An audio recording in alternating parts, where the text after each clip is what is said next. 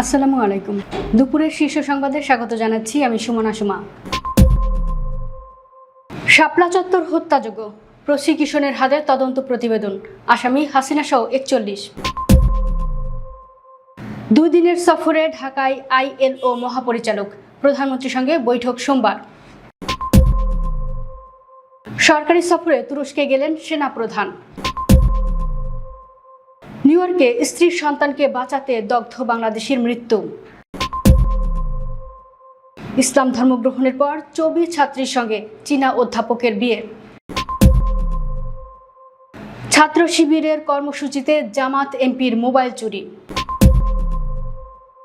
রাজনৈতিক বিবেচনায় কাউকে এগিয়ে দেওয়া মানবতার উপর আঘাত, রিজভী। সন্ধ্যার মধ্যে 7 অঞ্চলে 60 কিলোমিটার বেগে ঝড় ও বজ্রসহ বৃষ্টির পূর্বাভাস। লালমনিরহাটে মাদক কারবারিকে তোপের মুখে ছাড়তে বাধ্য হল পুলিশ। মানিকগঞ্জে নিয়ন্ত্রণ হারিয়ে খালে বাস, নিহত 1, আহত অন্তত 40। যুক্তরাষ্ট্রের ভিসা আবেদনের নতুন নির্দেশনা। বিশ্বকাপ ফাইনালে এক টিকিটের দাম 74 লাখ টাকা। ইসরায়েলের গুলিতে ফিলিস্তিনি ফুটবলার নিহত। ট্রাম্পের স্বাক্ষর মূল্যহীন, জবরদস্তি মার্কিন পররাষ্ট্রনীতি, মোস্তফা খামেনি। শুনছিলেন শিরোনাম, এবার বিস্তারিত। শাপলা চত্বর হত্যাযজ্ঞের তদন্ত প্রতিবেদন হাতে পেয়েছে প্রসিকিউশন। এই মামলায় আসামি করা হয়েছে শেখ হাসিনা, সাবেক সেনা প্রধান জেনারেল আজিজ আহমেদ, মোজাম্মেল হক বাবু, ফারজানা রূপা ও সাংবাদিক শাহরিয়ার কবির সহ 41 জনকে। রোববার সকালে আন্তর্জাতিক অপরাধ ট্রাইব্যুনালের তদন্ত সংস্থার প্রতিবেদনটি হাতে পায় prosecution. Chief prosecutor Aminul Islam এ তথ্য নিশ্চিত করেছেন। এদিকে শাপলা চত্বরে হেফাজতে ইসলাম বাংলাদেশের সমাবেশে হত্যাযজ্ঞের মামলার অগ্রগতি জানতে চিফ প্রসিকিউটরের কার্যালয়ে এসেছেন দলটির শীর্ষ নেতাসহ 10 থেকে 15 জনের একটি দল। সোমবার সকালে চিফ প্রসিকিউটরের কার্যালয়ে আসেন তারা। আন্তর্জাতিক শ্রম সংস্থার মহাপরিচালক গিলবার্ট হোংবো 2 দিনের সরকারি সফরে বাংলাদেশে পৌঁছেছেন। রোববার সকালে তিনি ঢাকায় আসেন।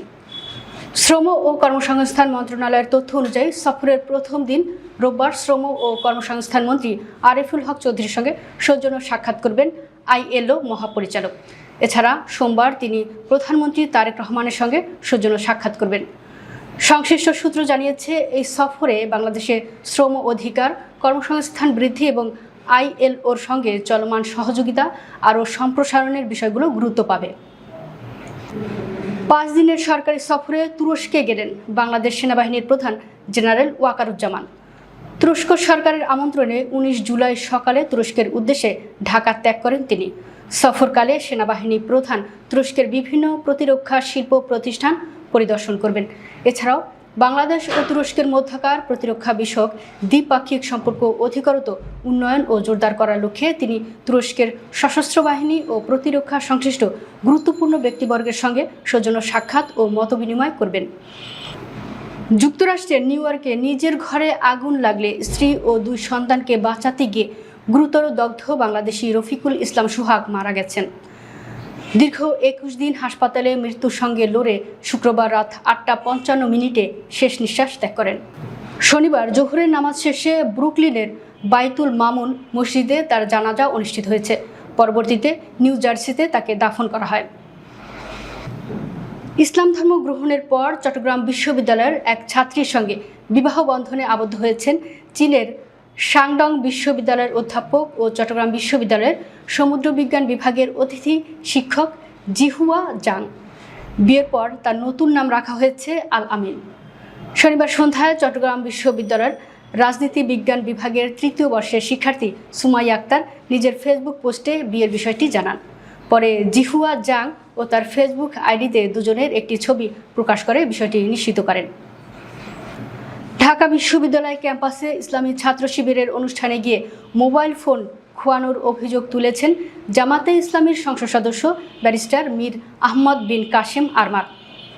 জুলাই অভ্যুত্থানের ওই অনুষ্ঠানে গলায় আয়োজকদের কার্ড ঝুলানো এক তরুণের হাতে তিনি ফোনটি দিয়েছেন বলে শনিবার রাতে ফেসবুকে লিখেছেন এই আইনজীবী।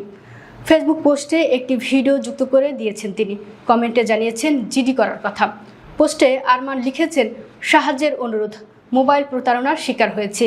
ইসলামী ছাত্র শিবির ঢাকা বিশ্ববিদ্যালয় শাখার জুলাই নিয়ে একটি আয়োজনে আমি মোবাইল লাইভ সম্প্রচার করছিলাম। এমন সময় ওই আয়োজনের আইডি কার্ড পরা এক যুবক এসে বলল, ফোনটা আমার হাতে দিন, আপনি স্বাচ্ছন্দ্যে কথা বলুন। আইডি কার্ড দেখে বিশ্বাস করে ফোনটি তার হাতে দিয়ে আমি বর্ণনা দিচ্ছিলাম। কিছুক্ষণ পর দেখি সে ফোনসহ উধাও। প্রধানমন্ত্রীর রাজনৈতিক উপদেষ্টা ও বিএনপির সিনিয়র যুগ্ম মহাসচিব রুহুল কবির রিজভী বলেছেন, রাজনৈতিক বিবেচনা নিয়ে এসে কাউকে এগিয়ে দেন আর কাউকে ফেলে রাখেন, তাহলে তো সেই ব্যক্তি বাংলাদেশের মানুষের ক্ষতি করছেন, মানবতার উপর আঘাত করছেন। এটাই 17 বছর ধরে হয়েছে। শনিবার বিকেলে রাজধানীর একটি হোটেলে বাংলাদেশ কার্ডিয়াক সোসাইটি আয়োজিত একটি অনুষ্ঠানে একথা বলেন তিনি। রুহুল কবির রিজভী বলেন, কত ব্রিলিয়ান্ট ছাত্র, সে ছাত্র জীবনে হয়তো ছাত্রদল করেছে বা তৎকালীন সরকারি দল করত না, অন্য কোনো দল করত, এ কারণে তার প্রমোশন হয়নি, বা হয়তো প্রথমে চাকরি হয়নি, পরবর্তীতে চাকরি পেলেও প্রমোশন হয়নি। সব দিক থেকে সে বঞ্চিত হয়েছে এবং দিনের পর দিন বাংলাদেশের প্রত্যন্ত অঞ্চলে তাকে ফেলে রাখা হয়েছে। দেশের 7 অঞ্চলের উপর দিয়ে দক্ষিণ বা দক্ষিণ পূর্ব দিক থেকে ঘন্টায় 60 কিলোমিটার বেগে অস্থায়ীভাবে দমকা বা ঝোড়ো হাওয়াসহ বৃষ্টি অথবা বজ্রসহ বৃষ্টি হতে পারে বলে জানিয়েছে আবহাওয়া অধিদপ্তর। একই সঙ্গে অঞ্চলের নদী বন্দরগুলোকে 1 নম্বর সতর্ক সংকেত দেখাতে বলা হয়েছে।